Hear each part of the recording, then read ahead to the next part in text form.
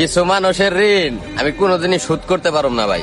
কারণ হলো আমি যে পরিমাণ তাকে ভালোবাসছি আর বিনিময়ে তারা আমার যে পরিমাণ কষ্ট দিছে ভাই, এই ঋণ আমি কেমনে শোধ করুম? আমার কাছে কেন জানি বারে বারে মনে হয় যারা আমার কষ্ট দিছে, যে পরিমাণ কষ্ট দিছে, তাকে ওই পরিমাণ কষ্ট দেওয়ার মতো সামর্থ্য আমার কাছে নাই। কারণ আমার ভালোবাসাটা ছলেটা ছিল, হয়তো তাকে বুঝতে বলছিল। তারপর আমি একটা কথা কমো, সব সময় তারা সবসময় ভালো থাকুক, ভালো রাখুক আল্লাহ তাকু।